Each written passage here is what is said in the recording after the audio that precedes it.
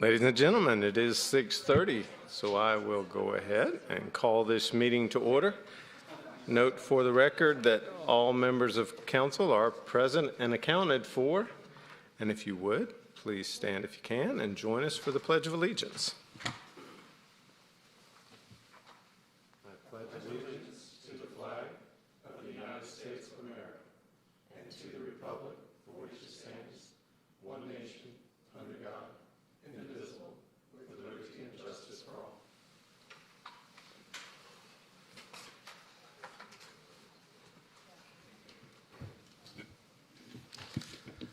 First item up on tonight's agenda is the consent agenda, and the consent agenda consists of three separate items. First is the council meeting minutes for the meeting of January 11th, 2021. Second item is the financial management report month ending November 30th, 2020. And the third is the alcoholic beverage license application, and it is PH-21-AB-02, Jones Financial Services, LLC, DBA Painting with a Twist, 1170 Haynesbridge Road, Suite 801, Alpharetta, Georgia, 30009. Is there anyone who would like to remove anything from the consent agenda? Seeing none, I'll call for a motion. Motion to approve. Second. I have a motion by Councilman Burnett to approve the consent agenda and a second by Mayor Pro Tem Donald Mitchell. All those in favor of approving the consent agenda, please vote yes, otherwise vote no. It does pass unanimously. That'll wrap up the consent agenda, and we'll move on to the new business items for this evening. And the first new business item is Vulnerable Population Grant Award Recommendation. Tom Harris, you have the floor.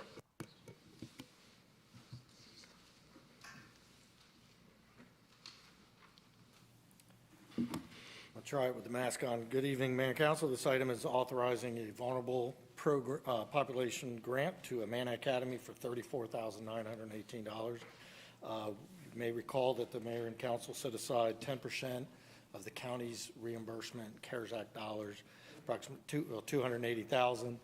And then from there, we've already doled out to 6 agencies $245,000, leaving a balance of $34,000, and that is the remaining balance that is being requested tonight for Amana Academy. They're proposing to use that to fund for computers for disadvantaged Alpharetta students as part of their learning for those students. If there's any questions. Councilman Hines. As a summary and recap, what are the, in the prior grants, what are the agencies that we funded, if you have that in front of you? Fulton Education Foundation, YMCA, Northland Community Charities, Lionheart Life Center, Summit Counseling, and St. Vincent de Paul. Councilwoman Richard.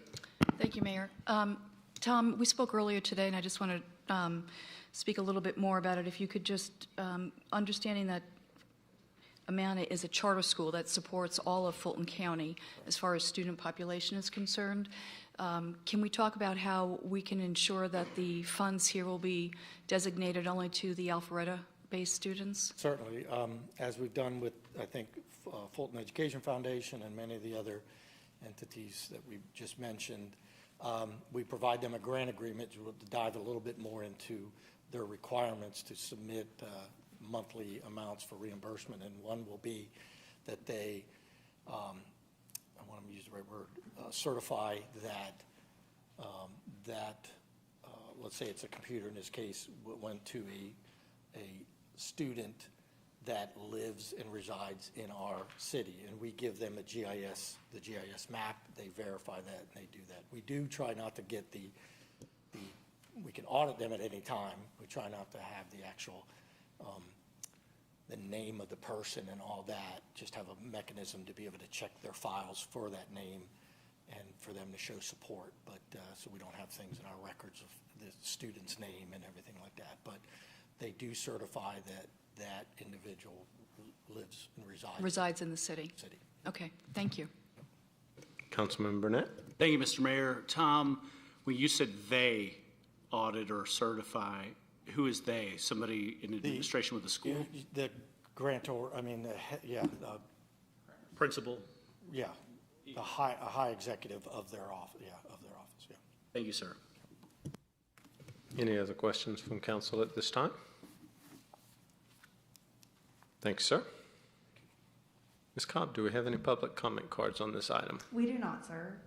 But if there's anyone here that would like to come forward and speak on this matter, now's your chance to do so. Seeing no one, we'll close public comment. Do I have a motion from council?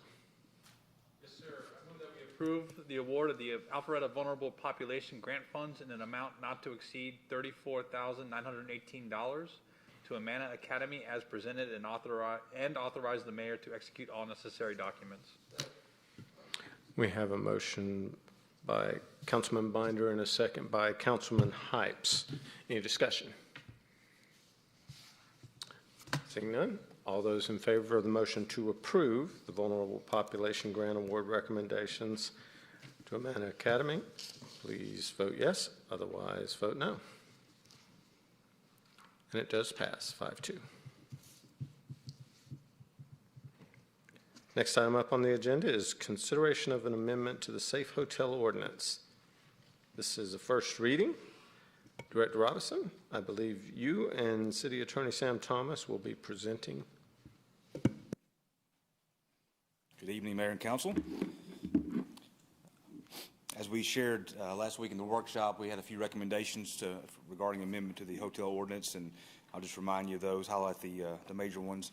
We wanted to change the tier system to create a matrix that's based on criminal calls in nature only, and not just calls for service as it currently stands in the ordinance, but basically when a call is determined to be criminal in nature, utilizing that data regarding the tier system. And then with that, reduce Tier 1 down to anything less than 3%, Tier 2, 3% to 8%, and Tier 3 would be any percentage above 8%. We would require all guests responsible for checking into a room to be at least 18 years old. All guests checking in must provide valid identification and a vehicle tag number. And again, one difference from the current ordinance is that all calls, including the front desk, would be counted toward the matrix regarding the data brought in. A quarterly review by Public Safety, Community Development, and the City Administrator, and a minimum of 2 meetings per year with Public Safety staff, Community Development staff, and each hotel's management ownership. So those were the major changes that we're recommending regarding the current hotel ordinance. Does anyone have any questions for Director Robinson? Thank you, sir. Mr. Regas, I see you standing. Was there something you wanted to add? No, I was just going to add, if there was any questions that y'all had of me, I'd be happy to answer them. Any questions at all from council? Thanks, sirs. I appreciate your efforts on this. Ms. Cobb, do we have any public comment cards on this item? We do not, sir, and I do believe that Sam needs to. Yeah, I'll Thank you very much. read it, and I just wanted to comment, we've been working on this for a while, and I think kind of along the way, we might have gotten a little bit too much into micromanaging.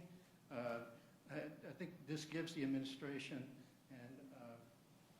and public safety a direction that they can administer it under the terms that we now have without micromanaging things too much or putting everything in writing and turning it into an encyclopedia instead of just an ordinance that requires reasonable interpretation. So that's what we're attempting to do, and I'll read the title. An ordinance of the Mayor and Council of the City of Alpharetta, Georgia, to amend Article 6 of Chapter 42 of the Code of the City of Alpharetta, Georgia, to amend regulations promoting safe hotels within the city, to repeal conflicting ordinances, to provide for an effective date and for other purposes. Thanks, sir. So, Ms. Cobb, you said we have no public comment cards?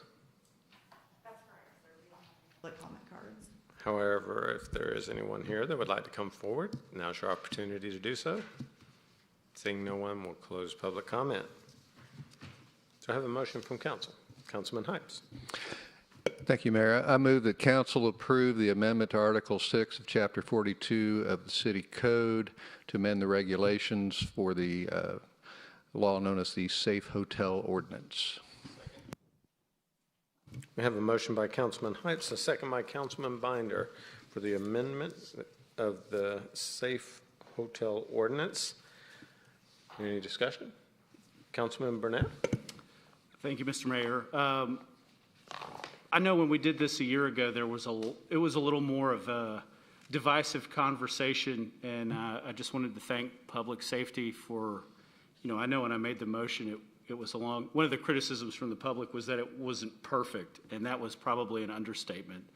And I appreciate you guys cleaning this up. Sam, I know you've been very involved, and Jason for the idea, because it is good. There are a lot of good things that will come out from this, and I do think that this iteration is better than what was previously approved by a small majority. Thank you. Councilman Merkel? Yeah, so I'd mimic some of Councilman Burnett's points that it is better. It's definitely better than what it was, but I still stand in opposition as I did when this first came out because it was not requested by Public Safety. They didn't feel we had a problem.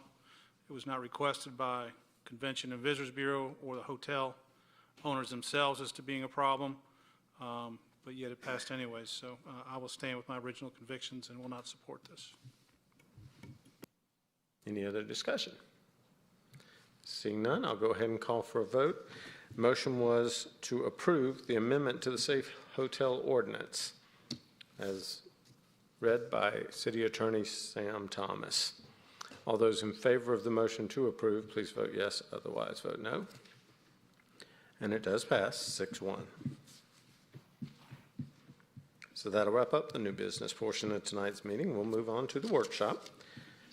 The first workshop that had been scheduled has been postponed. It was deferred by staff. They're waiting to get some clarification from one of the authorities and will neither be heard nor discussed at this time. So we'll move on to the second item. The workshop agenda was UDC text amendment to historic preservation incentives. Ms. Cook, I believe you have the floor.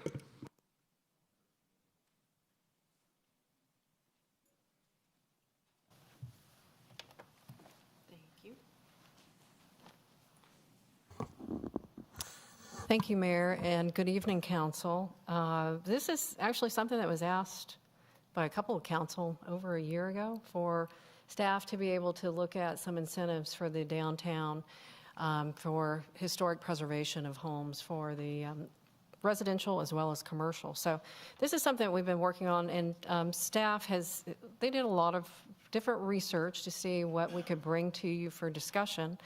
And one of the items that we found is we looked at the old model of the facade grants.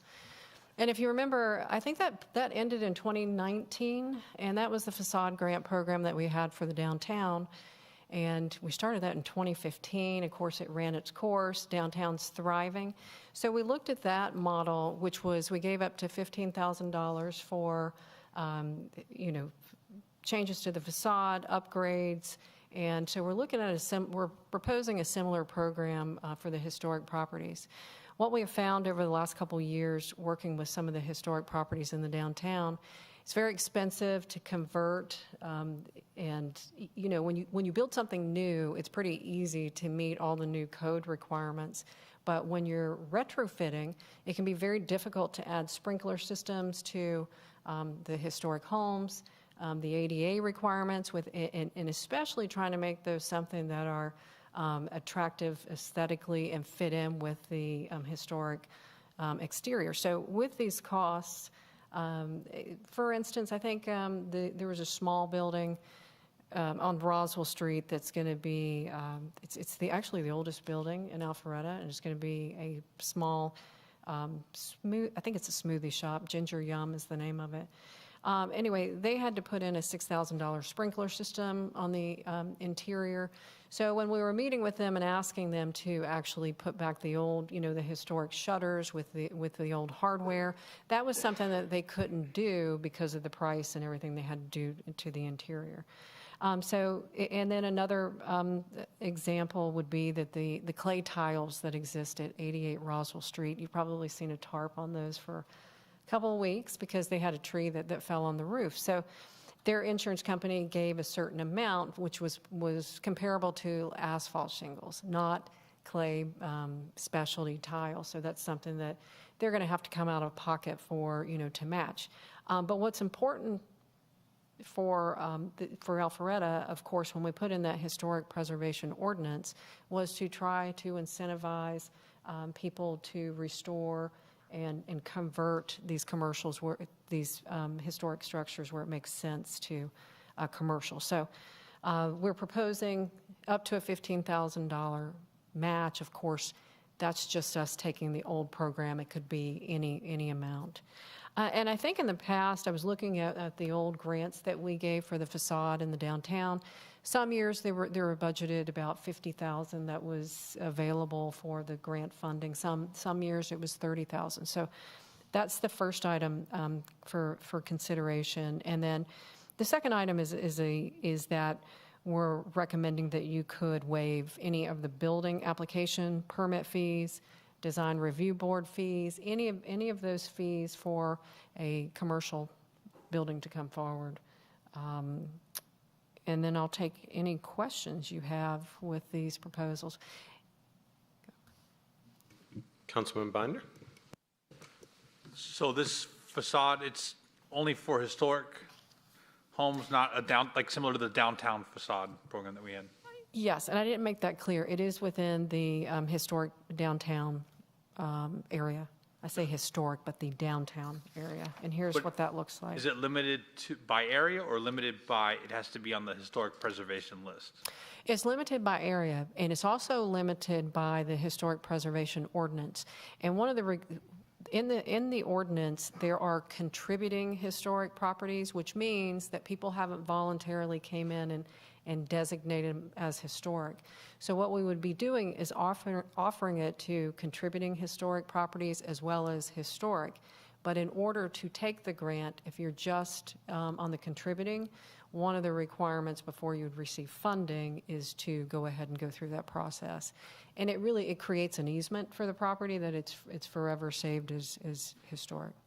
And then I asked, and I think you got a ruling from Sam over there about like our property taxes for historic home, because yes. Like you said, there's a lot of maintenance costs that goes into yes. upkeep a historic home, and that would not be any kind of mechanism there for a property tax, right? That's correct. And then we looked at other programs, and I don't know if you want to add to that, Sam, but I will tell you, we thought that maybe there was grant opportunities for some of these historic structures, but there aren't for most of them, because most of them don't meet the strict criteria of the National Register for Historic Homes. And we didn't follow that ordinance because we knew a lot of the homes that we still thought were important to preserve, we would not be able to get those on the list. So we didn't follow that model for that reason. And so just looking for input, I think if they're on that list that they signed up for, not a contributing, but the actual historic list, yeah. And I'm all for, I don't know about the facade grants. If we had the money, that'd be great, but definitely on our fees. And because I do think it's a partnership that we're asking them to preserve our history, and we should help kind of in that, hold a small part in the increased cost that they would have in the maintenance of that historic site. Great. Councilman Merkel. Kathy, am I missing on here the limit? I mean, what you said before, we put 50,000 for the downtown and it whittled away until it was gone. Is That's there a right. number here? No, I didn't put a number in here, but what I did the research of the old grants that we had given.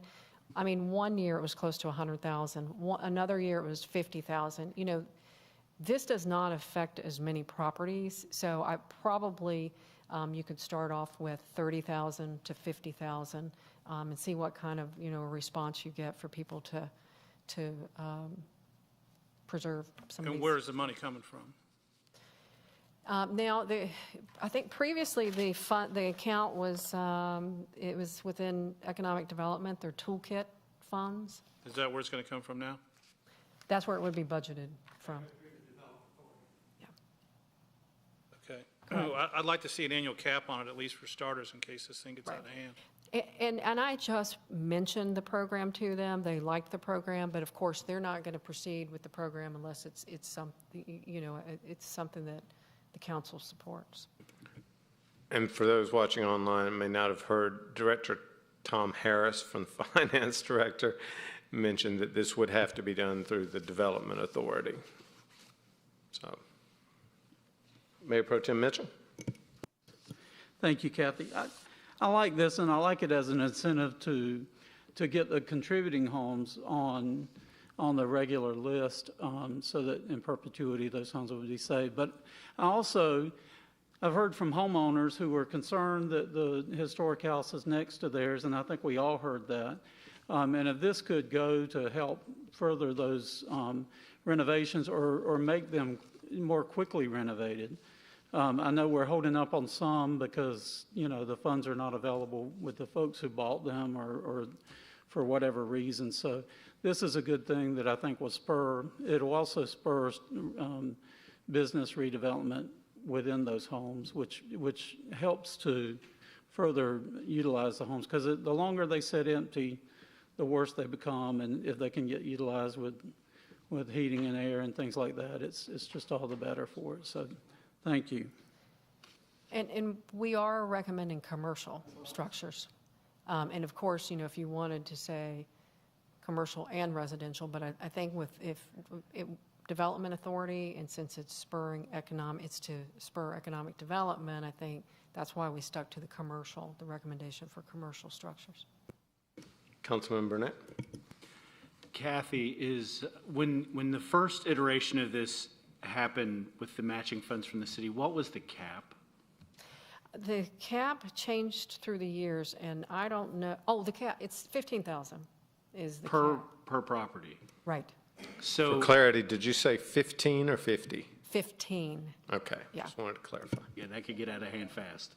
I would like to see professional staff come back to Councilmember Merkel's point of what that is in the first year, because there needs to be a not to exceed in there, because you don't want to wind up sponsoring $3 million worth of projects all at one time. So, thank you. Councilwoman Richard?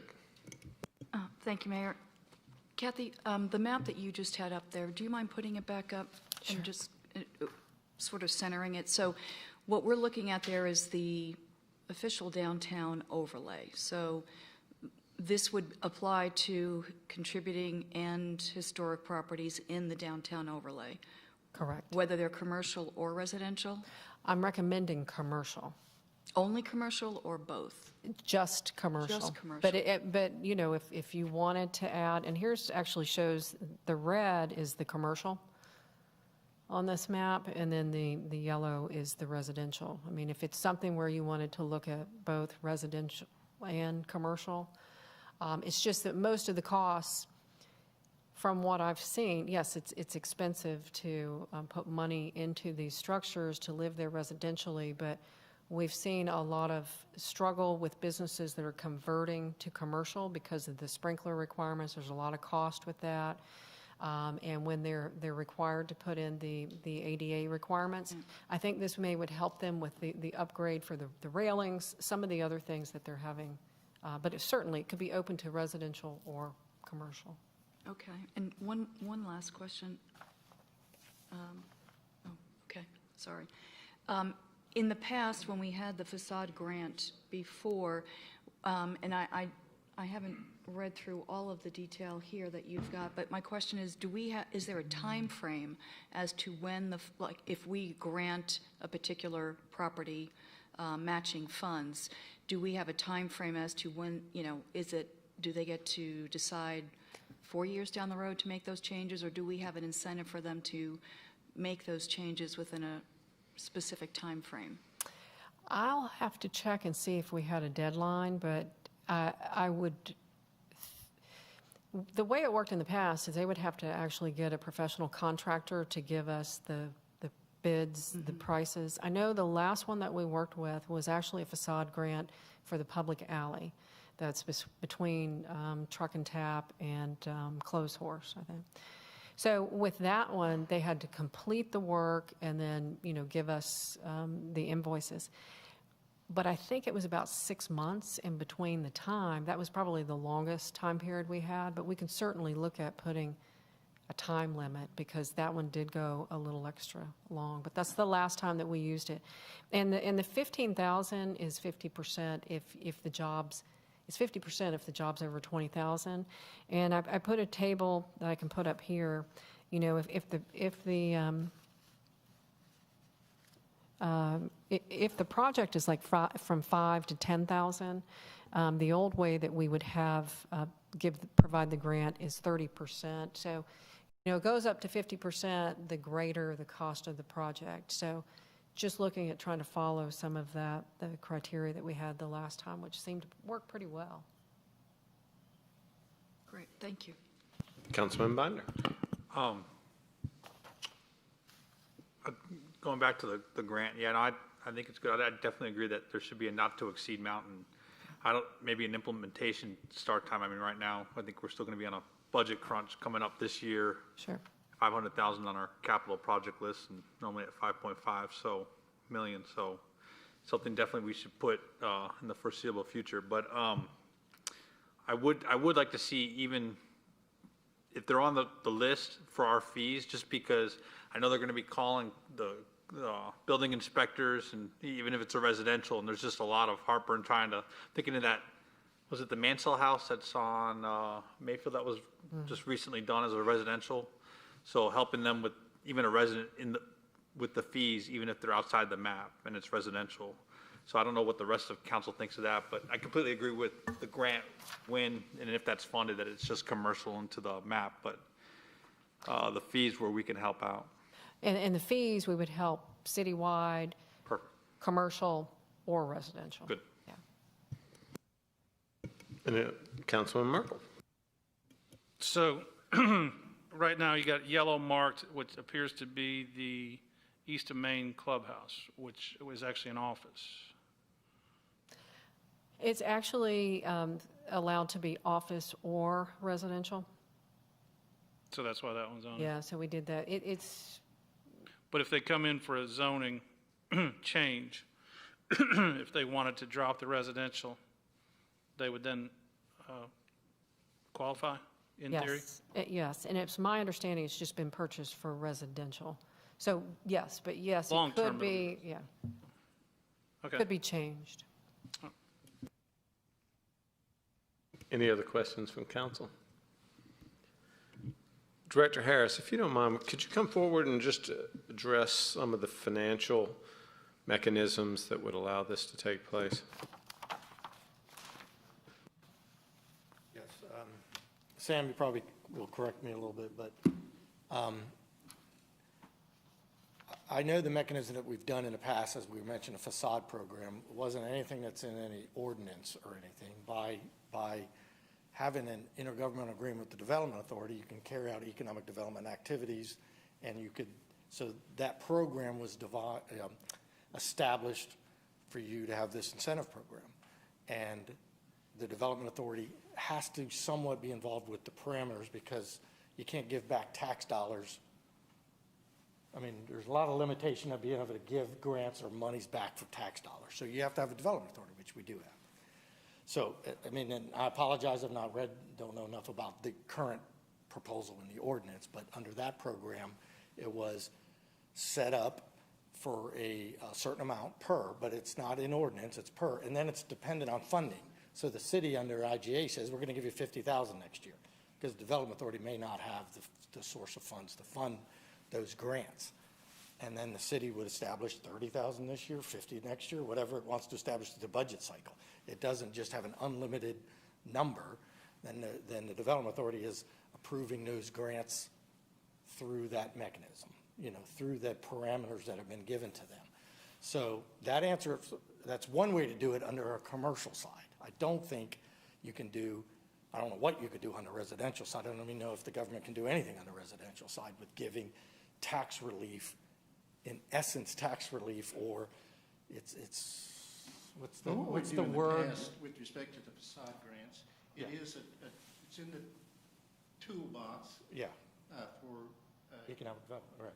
But through that entity. For the Development Authority. Right. But we have an intergovernmental agreement with the Development Authority where we fund, because they don't, or at least in the past, they haven't necessarily had their city, annually would budget some that would go for that, and the development authority itself developed criteria, some of which you talked about tonight in terms of timing, and all of those things. And So that's how it's been done in the past. I would think this would need to be refined, and council may want to have more input into what ends up exactly as far as being the criteria. But it was really more of a conduit type thing before. Yeah, because you run into the gratuitous, is it the gratuitous language that you can't just give back to a private entity so I do know there's statute that we have relief for permit fees and that under certain circumstances. I don't know if it applies to housing, or historic housing, but if, I know there's matters of significance, you can give permits, because the same thing, you're giving them, not charging them that you would charge somebody else. But if you do, you generally got to do the development authorities, because that's who has the authority to give up to 3 mills, if you add all these dollars amount up, for economic development. I don't know what mechanism's there for residential. I really don't. Maybe there is, maybe there isn't. I don't, that's my understanding. And it may be. Yeah. It may be through this mechanism. I don't know. Developing, with fees that have come in, the development authority has some funding now. Right. Could possibly do some of this, But could you do it for residential properties? So, Ms. Cook, when you were crafting the ordinance and working with members of council or whatever, was this contemplated how we would finance this, or whether it would be through the development authority, or did y'all give? Yeah, it would have to go through the Development Authority, and then, but, if council likes the program and wants to pursue, then I would take it, tie down some of the particulars that you want, if it's commercial or residential, and then also take it to the Development Authority. Okay. But for the Development Authority, just like what Tom was saying, and I think even Sam had mentioned, it's got to be specific to commercial. And does that include fees? No, the fees, I think that's something that we just control. Is that not with permit fees, Sam? Yes. Yeah, so that's just Okay, so we can waive fees Yes, for yeah. historic. But we just didn't want, of course, we just wanted to put it in our policies in our office, if council was okay with that. And personally, I fully support doing that. I like the idea of incentives. I think right now it's going to be a tough pull if we're having to pull cash out of filling potholes and doing other things that we've got really high priorities for a budget item. But I think it's probably a good idea, regardless of what more you hear here tonight. Go ahead and work with finance and with city attorney to clarify all of this and make sure that maybe do one more workshop when it's complete. Sure. And let's make sure all of council is comfortable with not only the ordinance, but how it'll be facilitated and all that before we take on that as a budget discussion. Absolutely. Okay. Councilman Burnett, and then I'll come to Councilman Heights. Mr. Mayor, you made the point I wanted to make about coming back and doing this again, so I will yield back. Thank you. Councilman Heights? Concerning commercial versus residential, it's my understanding in my day job that if on a commercial property, if you pull a building permit for anything that's required, then anything that you were previously grandfathered through is out the window. So you have to meet electrical code, you have to meet the sprinkler code, and some of those things don't necessarily impact the residential to near the degree on the commercial. So if we do have a limited pot of money to apply to this, I'm sort of understanding the need about the disparate impact on the commercial, because if they pull a permit to do anything, now they've got a lot to do. Sure. So. Any other questions from council? Any comments, feedback we need to give at this point? Well, Kathy, I hope you have what you need. Thank you. I appreciate it. I think everybody's supportive of the effort and appreciate the time you have put in and will continue to put in to craft it. Sure. Thank you.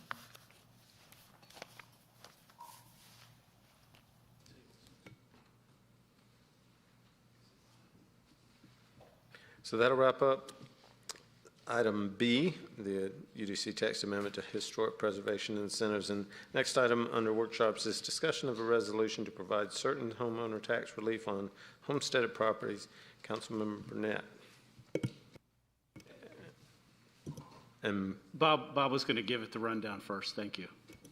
thanks, sir. Mr. Regis, you have the floor. Mayor and Council, just a word on how we got to this point.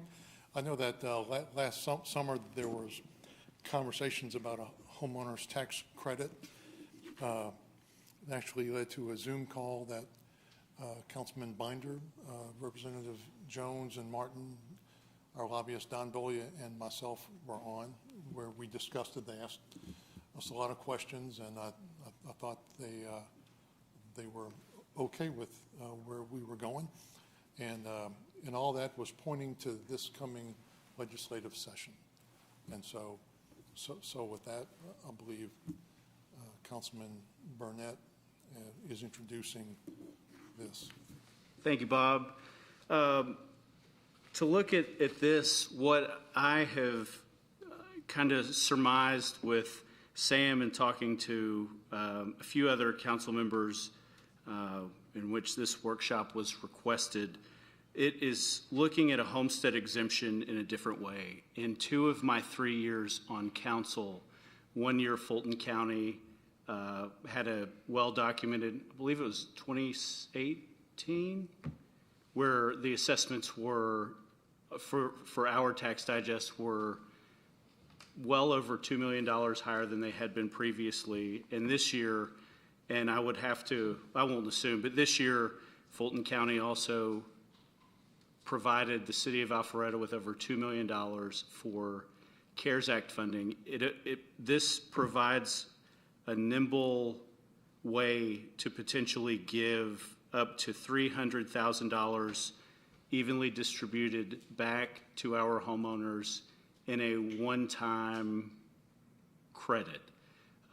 What would happen is if the resolution were passed, it would go to the legislature, either as a local bill or a statewide bill. I prefer the local, but I don't really have a preference.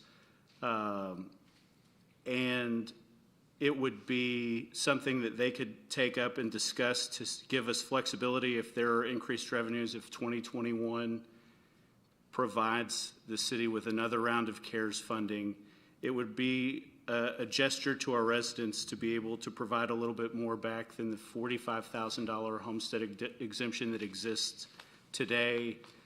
The question that would be posed on the ballot, to paraphrase, would say, do you authorize the City Council of Alpharetta to assign some portion of those dollars to be included in a subsequent budget to be returned back? Sam, do you feel like I have adequately described what this bill would say? Yes. Of course, the devil's going to be in the details when the actual legislation gets crafted. And as you said, right now, we're not sure if it's going to be local legislation or if it would be statewide. It would be easier, I think, as local, just from the standpoint of you'd have to get a lot of people on board statewide, including, I would think, GMA and ACCG. And if they haven't seen this yet, or the concept, that could be a little bit more difficult. But as local legislation, and if it has the support of the council, that might be an easier way to start the process. And the concept is that this would, and it would be pursuant to a referendum is the way it's set up right now, that if it passes in the referendum, you would have the ability to fund up to $300,000 on an annual basis to be used for these taxpayer relief credits. And that would be on an annual basis. You're not required to do it every year. You're not required to do it any year. It would be discretionary if there are funds there to do that. And then there would be a mechanism set up that would calculate the amount of the credits that were being granted, and also divvy those up and likely to be placed as a credit on the tax bill itself, I believe is the way it would work. But if there would be no obligation in any particular year to continue with it, but you could continue with it. And it would not be on a cumulative basis. It'd just be an annual funding.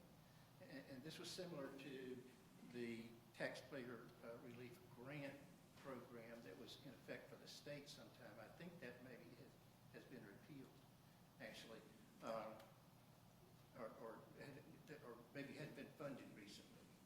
Yeah.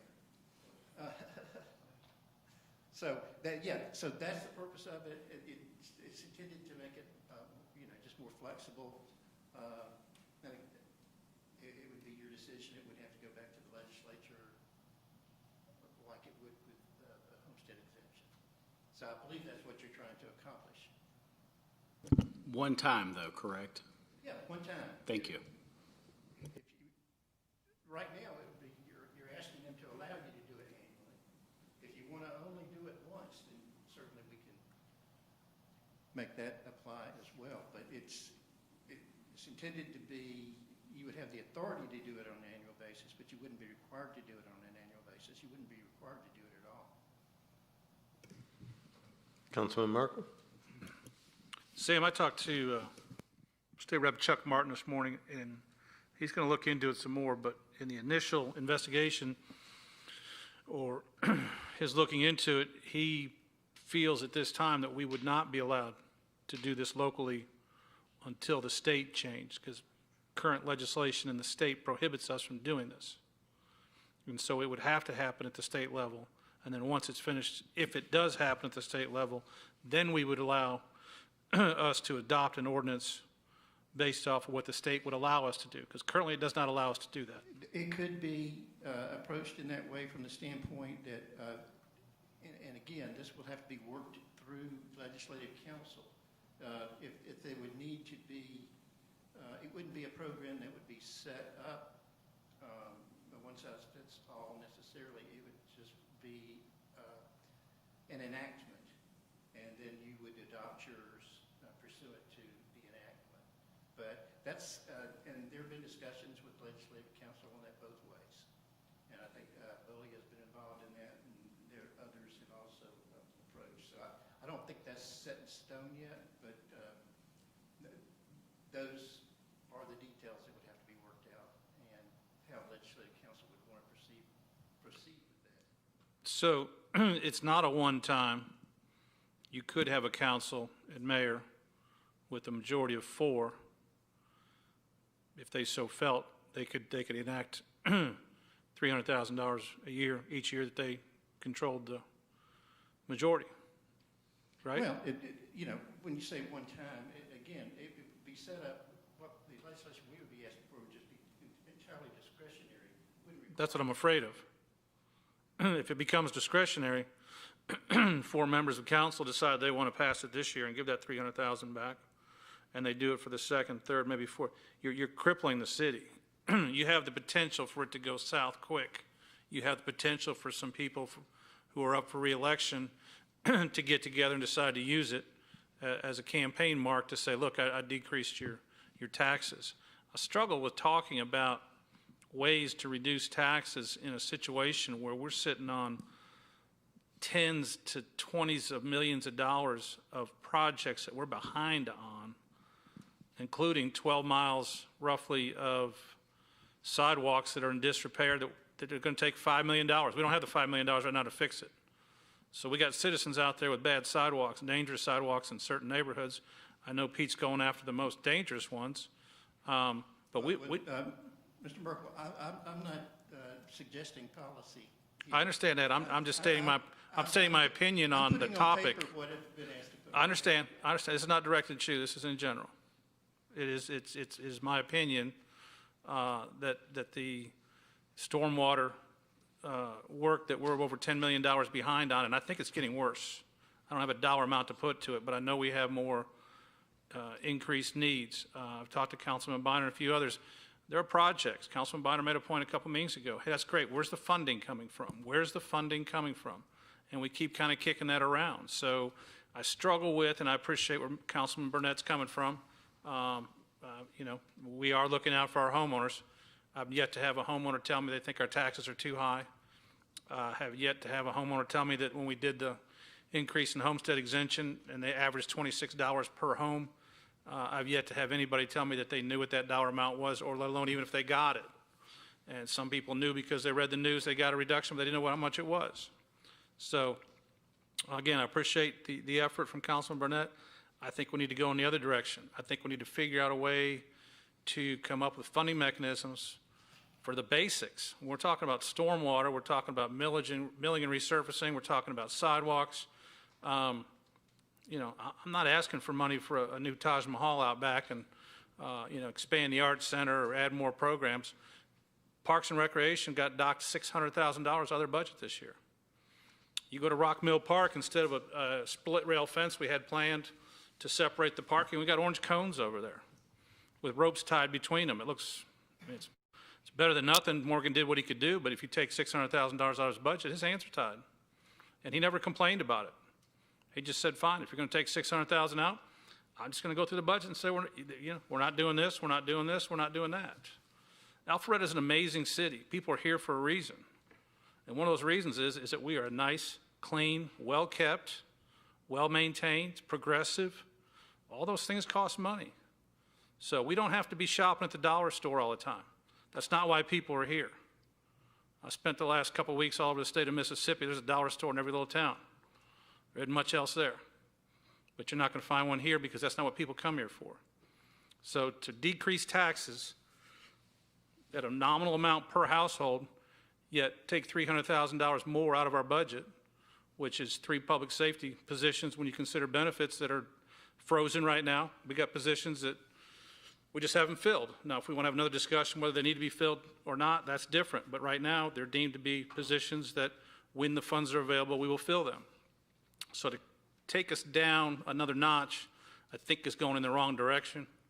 And I think a combination of things will happen. You'll see more tax digest from the quality of the growth, the value of the homes and the businesses that survive in this city. And they do so because they've got the support of this council, hopefully, and the staff of this city to continue to give them the amenities and the quality of a city that they want. So I could talk more about it, but I think you've got my point. Thank you. Thank you, sir. I also spoke with Mr. Martin on Martin Luther King Day. He called me while I was celebrating, and actually I was about to get in the shower. But we did talk about it, and he raised some of his reservations, but he also talked through others, and is certainly willing to explore pursuing this. Thank you. And it is for public watching or in person or here. This is a workshop, so it's not an item that we're voting on. This is simply an opportunity for us to publicly discuss this and to give feedback and direction to staff. Councilmember Burnett has sponsored the legislation, and right now we're just trying to give feedback as far as where we move from here. So, Councilwoman Richard. Thank you, Mr. Mayor. I think several of us had conversations with Mr. Martin today, and I think I might have had the last conversation at 5 o'clock this afternoon. So he had conversations and had done some more research, and he did confirm to me this afternoon that the way that the way that this is currently written, that there would need to be a state enabling legislation first to allow this to happen, that the way that the current state law is written, that this type of resolution would not be able to come forward. So that was after he spoke with, I guess, state attorney that confirmed that. So I just wanted to share the most recent information that he gave me at 5 o'clock this afternoon. Councilman Hypes. Well, Councilmember Richards' comments may make mine rather moot if this isn't going anywhere, but I do think, we have a retreat coming up. This is a workshop item, and we're talking about revenues and how to best address them. And I'm of a mind that in light of COVID, we have, adopted something of an austere budget this year. I think we've done a very good job of cutting our budget, rolling back things where we did $5 million in milling and resurfacing last year. It's less than half of that for this year. We're doing the things that we have to do, but we have pared our budget down to the bone. I don't think we've dug into the bone, but we've cut it down to the bone. We don't have a lot of our services that we, events we cut down. We've got necessary public safety equipment, and we're still, planning on how to fund that year over year with the additional personnel. We have maintenance responsibilities for old existing things. We have things on the horizon that will be new that we know we need and will have to address. So we have new things. And to me, I'm hopeful that collectively we find a way forward to meet those goals and needs that we're going to have to meet. And I'm of a mindset that additional tax cuts are counterintuitive. They run counter to reaching our goals and our visions that we articulate. We just took the court system and we just took multiple positions and reduced it down to one position through efficiencies. Good for us. But once you've cut everything out of the budget on your expense side, and you're still looking to meet your needs, it seems to me that we have to find revenue. And there's been discussion about the potential or possibility of whether or not a bond in the future would be appropriate. Well, we need revenue stream, and we need revenue. So, I've always appreciated Councilman Burnett's thinking outside the box and making me think about things that would never occur to me, and I appreciate that. And I've read this with great interest, and I read other states that have done this. But to me, it seems like we have a tin ear to the needs of our community to be cutting taxes and talking about cutting taxes at a time when, if anything, we're looking for additional revenues. So I say some of this knowing that we're going into a retreat, and this is a workshop item right now. Again, I appreciate when matters come forward, it makes me think about things in a different light, which yours did, and I read on some homeowner tax credits from other states and the ways that they go about it, but I just don't feel like this is the time, nor do I feel like it fits with our goals and our visions that we've laid out in our various budget discussions. So, Councilman Biden. I just want to make sure, clear the air. So I'm with Bob, and I spoke with the mayor, just wanted to broach the legislative group about the potential of what we would need to do. And they said at the time that it would have to be a state state change. And our next step was to talk to GMA, and that was like probably September or October. And frankly, I just kind of put it in the back burner because I think we and every other city in the state have plenty of dumpster fires to take care of right now. But I want to be clear that what Councilmember Burnett's proposing is not a homestead exemption at this time. It's a tool that we could have in the toolbox that, frankly, we could have used during the mess up from the Fulton County appraisals, because since we didn't have it, now we're stuck with an artificial ceiling for appraisals on our tax digest. If we would have had it, we could have given a tax cut and rolled it back over a few years to help smooth out the issues that we had. So there is a time to implement it in place before we need it. I don't necessarily think it's this year, but I think this discussion is good. So I just want to be careful that nobody's proposing a homestead exemption right now. But I am of the agreement that we have plenty of other priorities, because any idea, good idea, it's based on that it is a good one, and then also timing, and it's just probably not the best time right now as we're all scrambling to make sure we can keep our budget balanced and look for revenues.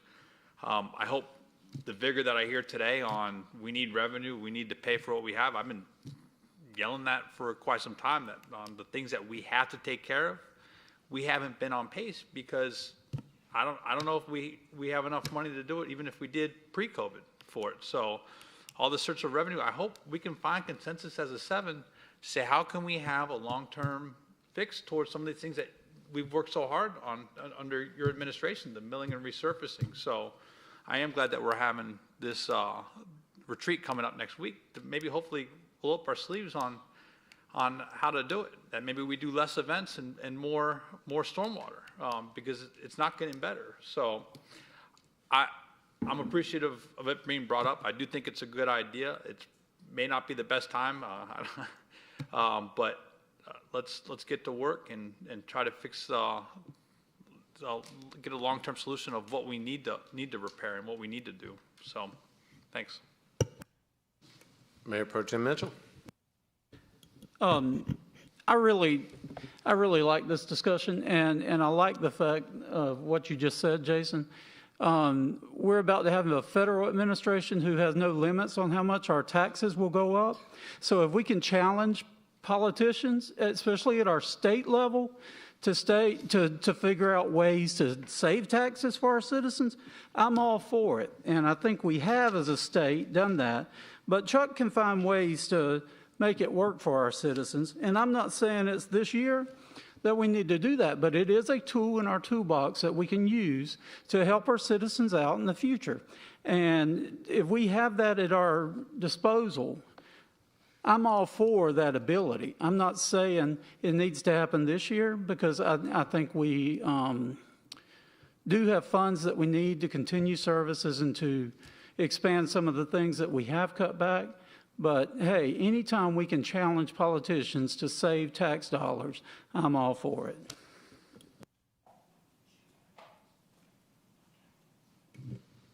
Can you close? Okay, let me give some feedback and then I'll let you close. And I've given this one a lot of thought too, because we've talked about it for a long time off and on. And it's interesting, having heard the feedback from everybody, it helps me kind of crystallize some of my thoughts on it as well. I think our council members are right that over the past few years, there's been a lot of flexibility and not flexibility, fluctuations in the digest and such like that. And it would have been useful to have a more precise tool to put money in the hands of the voters and the taxpayers in this city. But when I go back to, I think it was Councilman Bynum that referred to what we did with that money, there were cities around us who did drop their millage rate and then raise that millage rate. But what we chose as a council to do, since we didn't have that precise tool to put certain monies for 1 year back, we invested it in infrastructure. And thank God we did, because we had that, we called it a windfall because it was a couple of $1 million for that 1 year period. The digest jumped up, and we spent over $5 million on milling and resurfacing that year. That's probably close to double what we typically spend and 4 or 5 times what most cities spend. And thank God, because then COVID hit and we took a big hit and we went back to a lower digest the following year. And yet we had helped by using that windfall on infrastructure to catch up on some of the things that needed to be taken care of. So I think while I'm sympathetic to wanting more flexibility, I think there are other tools available to us to do the right thing, especially in the environment we're in where we want to do that. I'm not opposed to this legislation. I think I am cautious and concerned of how political shenanigans will impact it, not necessarily from anybody on this dais, but when you have that flexibility, anybody running for office has the opportunity to say, well, I would use this tool a lot more, or I would do different things. And I think the challenge in serving on this board is that not only do we make good decisions based on the basis of our community, but we also have to deal with the political mess that sometimes arises because of that. So I don't think it's smart to ignore the politics of it. I think it could influence decisions sometimes. But I also think that it's a heavy lift from what I've heard from Representative Martin and from Sam Thomas and things like that. This is not something to be done lightly. And as many of our council members have said, right now we're really focusing on getting more done. I think going back to Councilman Binder's comments reminded me of a previous councilman I served with, a gentleman that always used to talk about wants and needs. And so if we're behind on our needs because we've been spending too much on wants, then it's probably not a good time to start talking about more flexibility and reducing things if we don't feel like we've had the right balance in the past. So I think the timing's poor, and I think right now, I don't know that we want to devote a lot of time and energy to this effort, but I don't oppose it. I'm just not sure that it's time well spent at this point. You may have the floor. Thank you, Mr. Mayor. I do think that you have to have the ability as a leader to look down the field. And if you don't push something like this today, you would literally have to have somebody vote on it in November, which means the 2022 budget cycle would be done. So you couldn't theoretically talk about it until the mid-year, which would be January 1st of 2022. And everything, if we have to push local legislation behind a statewide act bill, it backs up another year. The worst time to need something is when you can least afford it. And to arm people with another arrow to offset taxes. Look, we've spent $250,000 paying for rent subsidies, power subsidies, all sorts of stuff that the vast majority of our homeowners would be like, well, where is mine?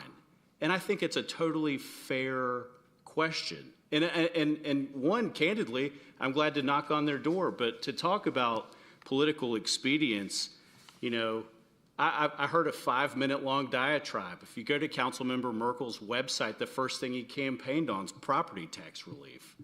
You can go look at that yourself. I'm not making anything up here. And if you have to I'd appreciate if you not refer to other council members that way. If you have to have a mechanism in place down the road, you can't wait until you need it to start planning for that day.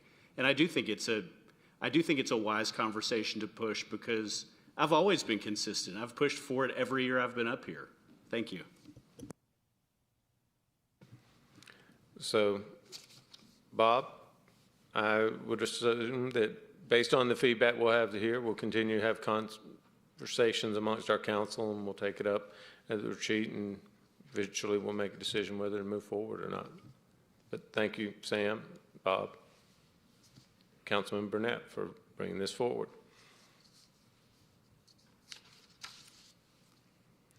So that'll wrap up the agenda for this evening with the workshop. Now is an opportunity for anybody in the public to come forward and make a public comment. Ms. Cobb, do we have any public comment cards? We do not, sir. But if there's anyone here that would like to come forward, now's your opportunity to do so. Seeing no one, we'll close public comment. Any reports? Mayor Pro Tem Mitchell. Thank you, Mr. Mayor.